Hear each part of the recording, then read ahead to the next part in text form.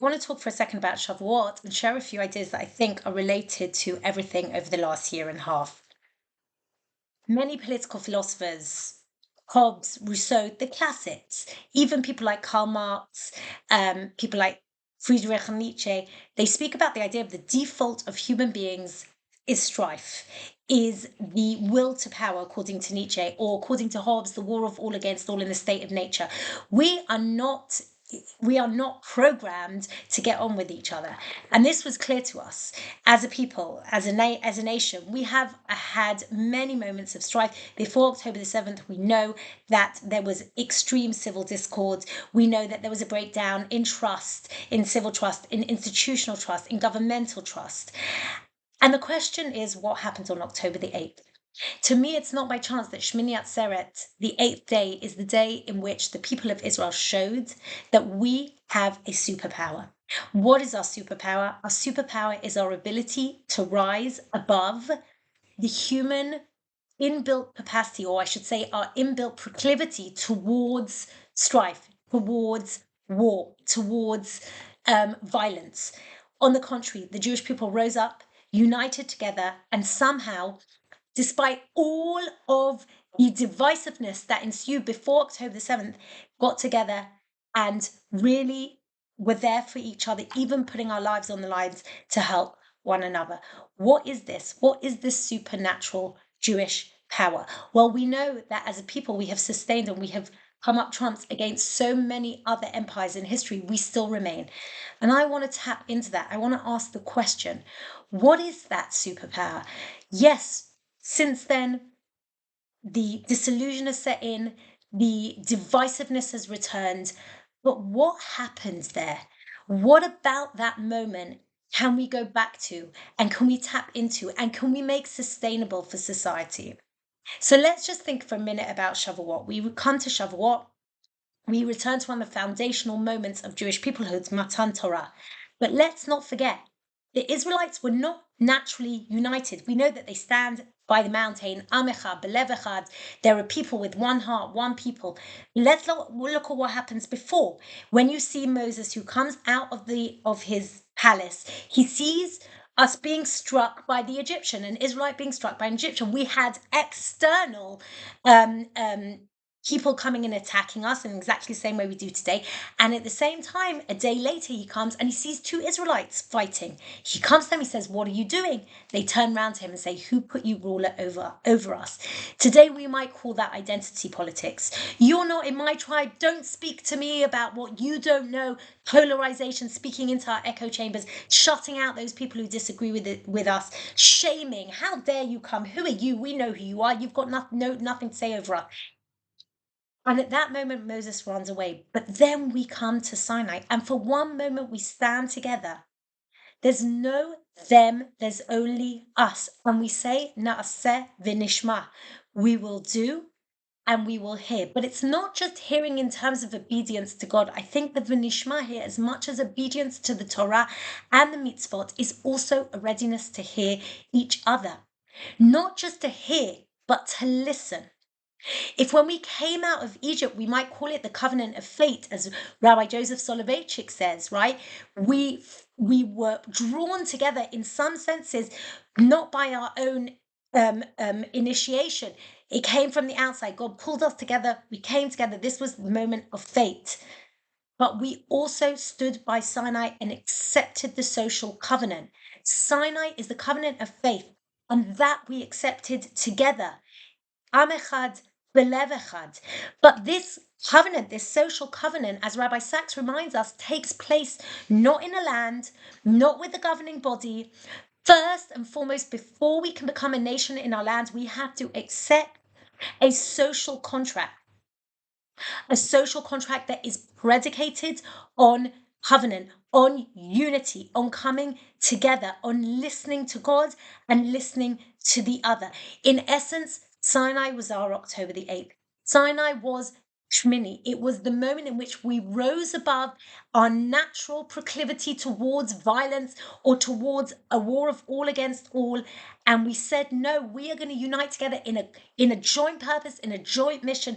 We understand that now, even though we've been freed from slavery, we're going to put constraints on ourselves in order to work to a greater mission. This is what is called the long road to liberty, and it takes place in the desert. We didn't go straight into the land because first and foremost we had to understood what we were given freedom for. It's not enough to be free from the chains of totalitarian dictatorship or chains of responsibilities. No, to be really free means we have to know what we have freedom to do, what is going to give us that long-term, in Aristotle's terms, eudaimonia, that sense of happiness, but at a very high level, the sense of purpose and meaning. And that is when we put constraints on ourselves to reach that long-term goal. It's not by chance also that not only do we read about on Shavuot, that was originally an agricultural celebration, a festival of the first fruits, but has become the festival of us becoming a nation, of us becoming a people. And it's not by chance that the rabbis tell us that on Shavuot, we must read the book of Ruth. Why? Because before we create a state, we have to know how to create a covenantal society. If you want to create a state, write a constitution. That is the manifesto that was given to us at Har Sinai. But if you want to create a covenantal society, you first also need to know how to tell a story. Har Sinai was our social covenant. It comes before the state. It comes in the wilderness. In this week's parasha of Bamidbar, we had to go through the wilderness before we became a people in a state, in a government with a governing body. But the biggest question is how we take that moment of Sinai, how we take that ephemeral, numinous, revelatory experience and imbibe it into our everyday, messy, complex, nuanced space of living. That is Megillat Ruth. Megillat Ruth, or the rabbis even say to us, Sinai isn't enough. You also need the story of Ruth. The story of Ruth is a story of small acts of nishma, not the nishma that is the vertical movement between us and God, but the nishma as a horizontal movement, as a horizontal radical act of listening between us and others. Listening and seeing the other. Ruth is a story about a woman who teaches another woman, Naomi, how to tell her story anew. And not just that, the rabbis radically reinterpret the measure of Jewish inclusivity. It's not just about those who stood at Sinai, because Ruth didn't. It's not just about the Constitution. It's about that string that connects you to the people, the empathy and the connection that is felt in inexplicable ways to the fate of the Jewish people. And it is so often these people, maybe the ones who come from an outside, who are able to commit beyond the law and commitment through love. They are the ones that are able to show us how to fall once more again in love with our people. And that's what Ruth says to Naomi. Naomi says, she says, Mali Shaddai, God has embittered my life. And Ruth says, yes, you're right, bad things have happened to you, but I am with you. Where you go, I am with you. I am with you in your pain. I am with you in your suffering. I am with you. You are me. Your people are my people. Your God is my God. But more importantly, I see you. Together, we are going to make and create a happy ending. In many ways, Ruth loves Naomi back into being and therefore allows her to retell her story, and not just her, but to retell the story of our people. The book of Ruth takes place, according to most commentators, during the time of Shoftim, the time of the book of Judges, one of the most tumultuous and frankly violent and despairing times in Jewish history. And Ruth, during that time, through her tiny acts of compassion, of radical seeing, of listening, of empathy, she literally doesn't just love Naomi back into being, but she loves the people of Israel back into being. And she allows not only Naomi to reframe her story, And to say in the young, God has given me everything, instead of saying God has embittered me. She also allows the Jewish people to reframe their story. She births, both literally and metaphorically, the Messiah into being. Pesach to Shavuot is the storytelling arc of the Jewish people. On the cusp of freedom, as they're about to enter into the land, Moses doesn't speak to the people about governments, constitutions, economies. No, he tells them very simply, you need to know how to tell a story. And in Parashat Kitavo, he tells them that when you get into the land, Kitavo, when you arrive in the land, I'm not going to tell you anything about leadership and government and economy. I'm going to tell you this. The farmer goes down, he gets his crops, his first fruit, and he must take them up to the temple and present them in front of the high priest, the Kohen Gadol, and there he must speak the story of his people. Now, this story that the farmer has to say is the very essence of the Magid, of the storytelling in the Haggadah on Seder night.